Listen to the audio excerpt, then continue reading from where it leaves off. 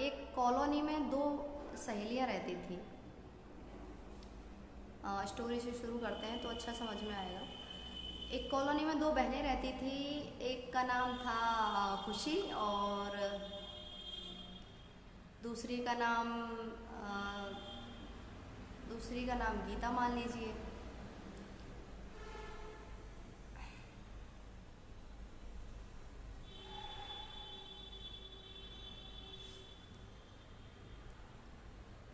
वीर ऋषभ भाई, ग्रेट भाई साहब,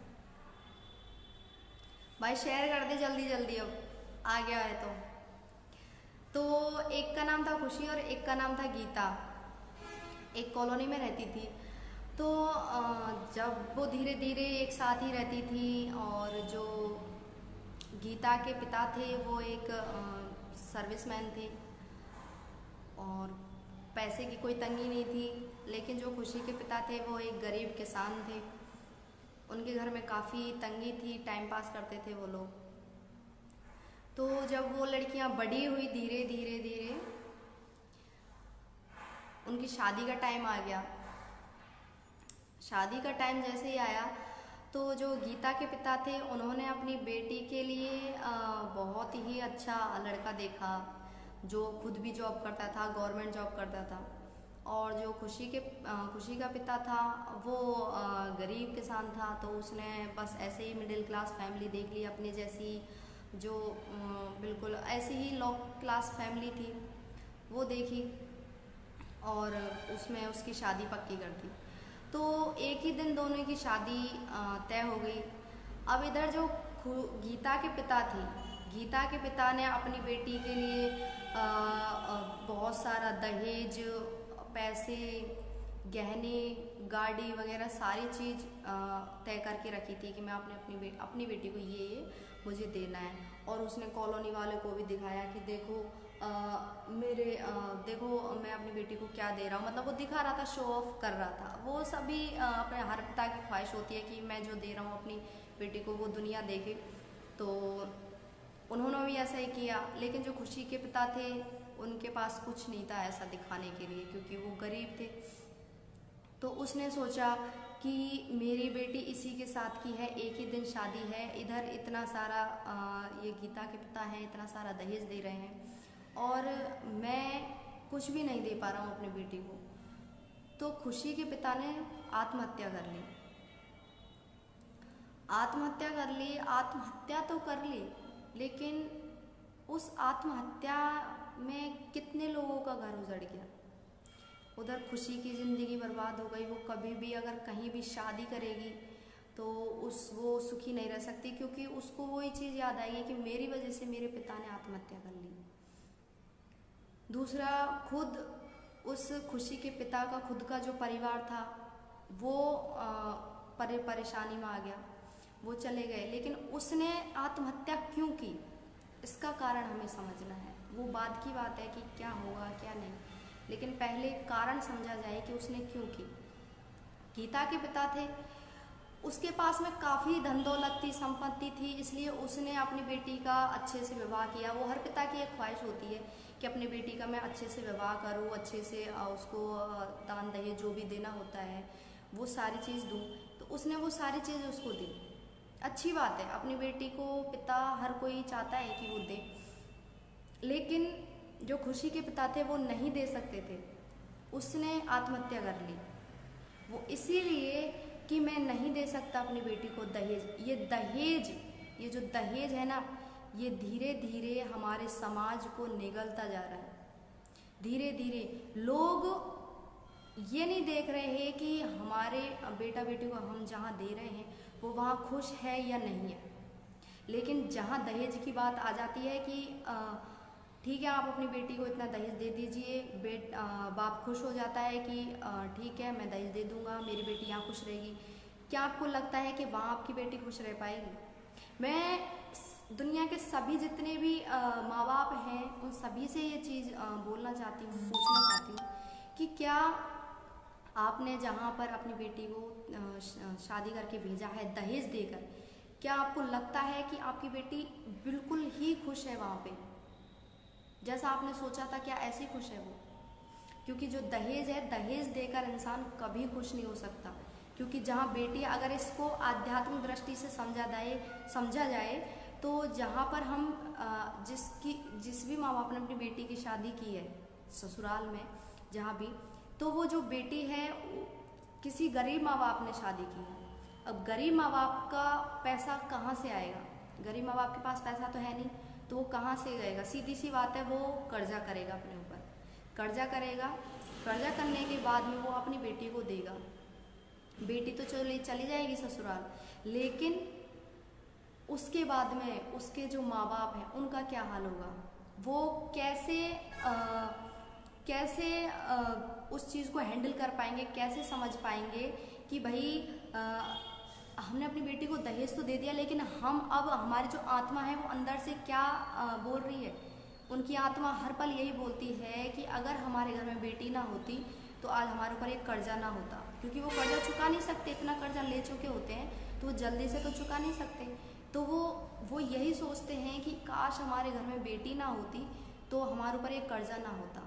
उधर वहाँ बेटी इसी सोच के कारण, हालांकि उसको पता नहीं है कि मेरे माँ बाप क्या सोच रहे हैं इस वक्त, क्या नहीं, लेकिन जब आध्यात्मिक दृष्टि से देखा जाए तो हमारे माँ बाप, मैं बेटी हूँ खुद, अगर हमारे माँ बाप दुखी हैं किसी कारण की वजह से तो उसका थोड़ा बहुत प्रभाव मुझ पे असर करेगा। मुझे ऑटोमेटिक ऐसा लगने लगेगा कि शायद मेरे माँ बाप दुखी हैं, या फिर उनकी आत्मा जिस तरीके से रो रही है उसकी वजह से मैं भी जहाँ भी हूँ मैं खुश नहीं रह सकती। वैसे ही जहाँ पर बेटी को दे देते हैं, दहेज दे के शादी कर देते हैं, वहाँ भी बेटी खुश नहीं रह सकती। उसके भी घर में कोई ना कोई प्रॉब्लम चलती रहेगी, कोई ना कोई उसकी बीमारी होगी, कोई ना कुछ ऐसा, तो वो खुश नहीं रह सकती वहाँ पर भी, चाहे कितनी भी कोशिश कर ले। दहेज एक ऐसी बीमारी बनती जा रही है हमारे समाज की कि लोग बोल तो रहे हैं कि बेटी बचाओ, बेटी पढ़ाओ, बेटी बचाओ, लेकिन बचाएं कैसे? गरीब माँ बाप के लिए तो ये एक फांसी का फंदा बनता जा रहा है। क्योंकि अमीर माँ बाप अपने बेटी को दहेज दे देते हैं, वो अपनी हैसियत के हिसाब से दे देते हैं, लेकिन उसकी होड़ वो गरीब माँ बाप भी करते हैं कि भाई गरीब माँ बाप भी चाहते हैं कि हमारी बेटी भी खुश रहे। वो यही सोचते हैं कि भाई दहेज देने से हमारी बेटी खुश रहेगी, और दहेज देने के चक्कर में अपने आप के ऊपर कर्ज कर लेते हैं। वो नहीं दे पाते हैं तो अंत में सिला क्या होता है? अगर वो नहीं दे पाते हैं तो सुसाइड कर लेते हैं, और अगर दे देते हैं तो फिर उसके बाद में उनकी आत्मा रोती है घर बैठकर, बेटी को खुश कर देते हैं दहेज देकर। बेटी वालों से ही वसूल किया जा रहा है वो सब। बेटी वालों से कहा जाता है कि हमारा बेटा इंजीनियर है, हमारा बेटा डॉक्टर है, तो कम से कम इतने दहेज तो आप लोगों को देना पड़ेगा। भाई आप लोगों के शिक्षा का मतलब हुआ क्या फिर? आप लोगों ने शिक्षा प्राप्त की, आप लोग अच्छे स्कूल में पढ़े, अच्छे कॉलेज में पढ़े, अच्छी ग्रेजुएशन की आपने, अच्छी पोस्ट पर आपको मिल चुकी है जॉब की, तो आपके पढ़ने लिखने का फ़ायदा क्या हुआ जब आप इस पोस्ट पर आकर भी दहेज की बातें कर रहे हैं? क्या फ़ायदा हुआ उसका? फ़ायदा बताइए।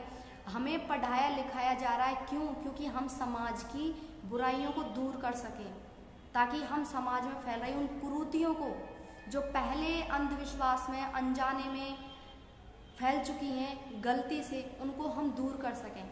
वो क्यों इसलिए किया जा रहा है। लेकिन जैसे जैसे हम लोग पढ़ते जा रहे हैं, बढ़ते जा रहे हैं, हम लोग खुद ही उन कुरीतियों को बढ़ावा देते जा रहे हैं। कोई फ़ायदा नहीं निकल रहा हमारे पढ़ने लिखने का। पढ़ने लिखने का मतलब सिर्फ इतना नहीं होता कि पढ़े लिखे, ग्रेजुएशन की और उसके बाद में हमने अच्छी नौकरी की तो ये हमारा पढ़ाई का सिला मिल गया हमें भाई, तो ये हमारी पढ़ाई का मतलब है।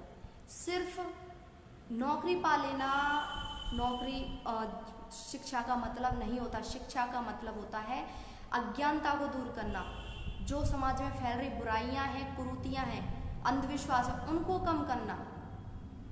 लेकिन बात वहीं आ जाती है कि जैसे इंसान आगे बढ़ता जा रहा है वो वैसे ही कुरीतियों को आगे बढ़ाता जा रहा है। और जो दहेज लेने वाले ना, उनके बारे में तो एक ही बात कहना चाहूँगी, जो मांग रहे हैं वो तो एक नंबर के भिखारी आदमी है, एक नंबर के भिखारी से भी बदतर। कि भाई भिखारी भी रोड के आगे सीना तान के भीख मांगता है, वो भी सीना तान के बोलता है कि हाँ मैं भिखारी हूँ। लेकिन जो दहेज मांगने वाले हैं ना, वो तो ये भी नहीं बोलते कि मैं भिखारी हूँ, वो ये भी नहीं मानना चाहते कि मैं भिखारी हूँ, और भीख मांग भी रहे हैं, वो एक नंबर के भिखारी हैं। और जो दहेज दे रहे हैं ना, वो उनसे मैं कहना चाहूँगी कि भाई भीख क्यों दे रहे हो? क्या आपने अपनी बेटी को एक भिखारी को दिया है? क्या आपने अपनी बेटी को एक भिखारी के घर में दिया है? एक बात मुझे बताइए कि क्या आपने अपनी बेटी को एक भिखारी को दे दिया है इसलिए आप भीख दे रहे हो? क्या आपने जिस घर में अपनी बेटी का रिश्ता किया है, क्या उसके घर में इतनी सी हिम्मत नहीं, इतनी सी औकात नहीं उनकी कि आपकी बेटी को वो 2 वक्त का खाना भी खिला सके? अगर इतनी भी औकात नहीं है तो फिर क्यों दे रहे हो अपनी बेटी को भिखारी को? इससे अच्छा तो कोई ऐसा देखो, भले ही झोपड़ी वाला देख लो कोई लड़का, और उसके साथ में शादी कर दो, और ऐसा देखो कि वो अपनी बेटी को खुश रखे हर तरीके से। ऐसे घर में अपनी बेटी को दीजिए। क्यों अपनी बेटी को भीख भी दे रहे हो, अपनी कलेजे की टुकड़े को दे भी रहे हो और भीख भी दे रहे हो साथ में। जो भीख मांगने वाले हैं उनसे तो एक बात कहना चाहती हूँ कि आपने लड़कों को पैदा ही इसलिए किया है कि जब ये लड़के बड़े हो जाएंगे तो हम इन्हें बेच देंगे। 11 लाख में, 25 लाख में, 30 लाख में, 50 लाख, 1 करोड़ हमारे बेटों की कीमत लगा देंगे और हम इन्हें बेच देंगे। ये सोच रखा है आप लोगों ने।